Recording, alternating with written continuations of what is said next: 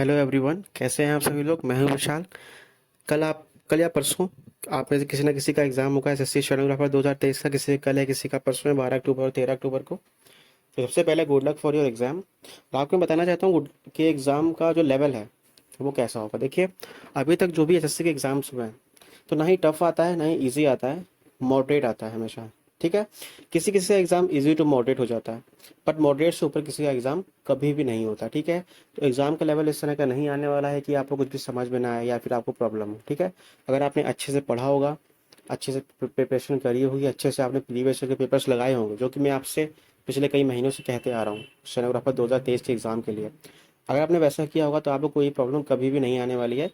2017 से 2023 के अगर आपने सारे पेपर्स लगा लिए होंगे तो आपको पैटर्न समझ में आ गया होगा, क्वेश्चन किस तरह के पूछता है वो आपको समझ में आ गया होगा, है ना।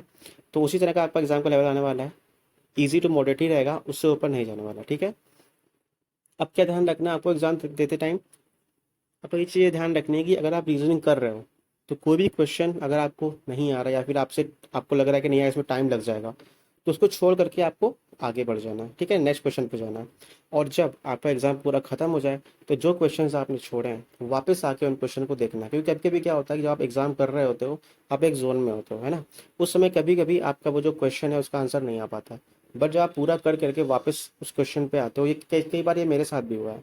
जब आप वापस क्वेश्चन पे आते हो तो कई बार वो क्वेश्चन आपको तुरंत क्लिक हो जाता है कि नहीं यार ये तो इस तरह से होगा। ठीक है ना, इस तरह से ये काम किसमें करना है आपको, रीजनिंग में करना है और इंग्लिश में करना है। जीएस में ऐसा नहीं करना। जीएस में क्या है कि जीएस में अगर आता है तो लगा दोगे, नहीं आता है तो छोड़ दोगे। ठीक है ना, तो इंग्लिश और रीजनिंग में आपको ये चीज़ अपनानी है, बहुत ध्यान से ये चीज़ आपको करनी है। और जो भी लेवल आपका स्ट्रांग हो, अगर आपका इंग्लिश स्ट्रांग है तो वो आपको पहले करना है, अगर रीजनिंग आपका स्ट्रांग है तो वो आपको पहले करना है। ठीक है, कोशिश करना है किसी भी क्वेश्चन में बहुत ज़्यादा टाइम आपको नहीं देना है। आ रहा है तो ठीक है 1 मिनट दो, नहीं आ रहा तो आगे बढ़ जाओ। मैक्सिमम मैं आपको बता रहा हूँ, ठीक है ना, 1 मिनट ये बहुत होता है। आपको क्वेश्चन आएगा नहीं आएगा रीजनिंग में, ये आपको 10 से 20 सेकंड में मालूम चल जाता है, उससे ज़्यादा टाइम आपको नहीं लगना चाहिए। नहीं आ रहा तुरंत आगे बढ़ जाओ, क्योंकि अगर आपका क्वेश्चन रीजनिंग में आना होगा 10 से 20 सेकंड में आ जाएगा, आपके माइंड में क्लिक हो जाएगा। ठीक है ना, अगर नहीं आ रहा है तो आगे बढ़ो, वापस आगे जब पूरा आपका पूरा पेपर खत्म हो जाए वापस आके उस रीजनिंग क्वेश्चन को करो। इंग्लिश में भी कभी कभी ऐसा हो जाता है कोई रूल आपको माइंड में क्लिक नहीं करता है तो आप नहीं समझ पाते हो, उसको छोड़ दो। ध्यान रखना गलत मत करना, ठीक है ना, गलत आपको बिल्कुल भी नहीं करना है। अगर गलत करोगे तो नेगेटिव मार्किंग होंगी और आपको जो नंबर अच्छे खासे आ रहे होंगे वो भी नहीं आएंगे। इंग्लिश में अगर आप 10 से 12 क्वेश्चन छोड़ भी देते हो कोई प्रॉब्लम वाली बात नहीं है।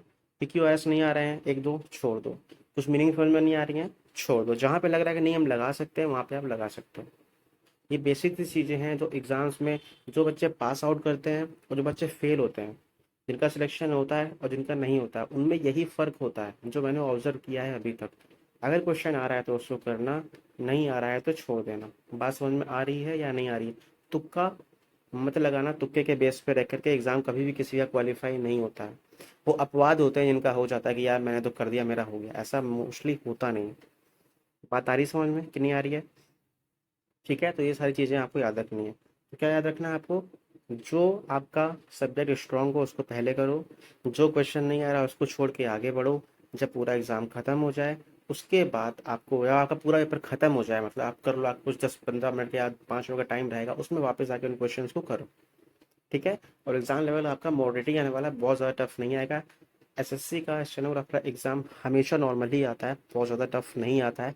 पैनिक नहीं करना है, ठीक है, आराम से सो आज और आराम से कल अपना एग्ज़ाम दो। ठीक है, कोई क्वेश्चन हो कमेंट्स कर देना, टेलीग्राम ग्रुप का लिंक दिया हुआ डिस्क्रिप्शन में, जाके मैसेज कर देना, इंस्टा आईडी दे रखी वहाँ पे मैसेज कर सकते हो। कोई भी क्वेश्चन हो पर्सनली मुझसे पूछ सकते हो। ठीक है, वीडियो पसंद आई हो लाइक कर देगा, चैनल पर नए सब्सक्राइब करना। और ध्यान रखना एक और बात, जिन बच्चों के नंबर 130 के आसपास आ रहे हैं, जब वो एग्ज़ाम लगाएंगे आपको मालूम चल जाता है कि यार मेरे नंबर इतने ही बन रहे हैं। तो आप अगर आपके 130 नंबर आ रहे हैं किसी भी कैटेगरी के हो, आपका सिलेक्शन नहीं होने वाला है।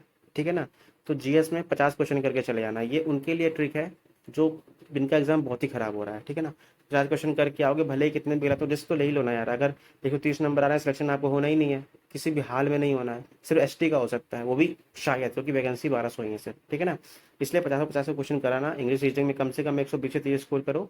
और जीएस में अगर आपके 20 नंबर भी आ गए कैसे भी करके तो आप 100% एग्जाम को क्वालिफाई करोगे। 145 नंबर लाने ही लाने हैं। तो ये थी वीडियो, पसंद आई हो लाइक करिएगा, चैनल पर नए सब्सक्राइब करिएगा, और जो लोग भी तैयारी कर रहे हैं चैनल पे उनको ये वीडियो जरूर शेयर करिएगा। ठीक है, bye bye, take care, good luck to everyone.